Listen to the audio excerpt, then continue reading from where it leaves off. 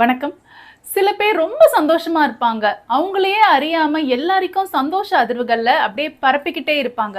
ஆனா சில பேர் ரொம்ப வெறுப்பா இருப்பாங்க. அவங்களையே அறியாம சில பேருக்கு அந்த வெறுப்பு அதிர்வுகள பரப்பிக்கிட்டே இருப்பாங்க. உங்களுடைய எண்ணங்களாகவே நீங்க மாறிடுறீங்க. அதுதான் உங்களுடைய ஆறாவா மாறுது.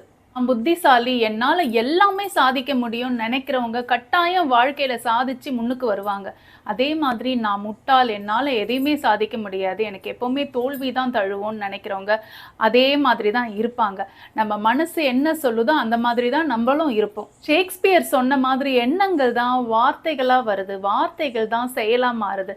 அந்த மாதிரி ஒரு செயல ஒரு மனிதன் செய்யற சமயத்துல அவனுடைய வாழ்க்கையே மாறுது அந்த செயல்களால். எல்லாத்துக்கும் அடிப்படையா நம்மளுடைய எண்ணங்கள் தான் காரணம். அதனால நம்மளுடைய எண்ணங்களை எப்பவுமே புத்திசாலித்தனமா நம்ம வச்சுக்கணும். நம்மளுடைய எண்ணங்கள் நம்மள சுத்தி இருக்கிறவங்களுக்கு நல்லது செய்யற மாதிரி இருக்கணும். ரொம்ப நேர்மையான எண்ணங்களா இருக்கணும். இந்த மாதிரி நல்ல எண்ணங்கள் நம்ம வச்சிருந்தோம்னா நம்ம வாழ்க்கை அதை ரொம்ப அழகா எடுத்துக்கிட்டு போகும். நான் பேசுனதுல இருந்து நீங்க என்ன தெரிஞ்சுக்கிறீங்கன்னா, உங்களுடைய வாழ்க்கைக்கு உங்களுடைய எண்ணங்கள் தாங்க பொறுப்பு. நன்றி, வணக்கம்.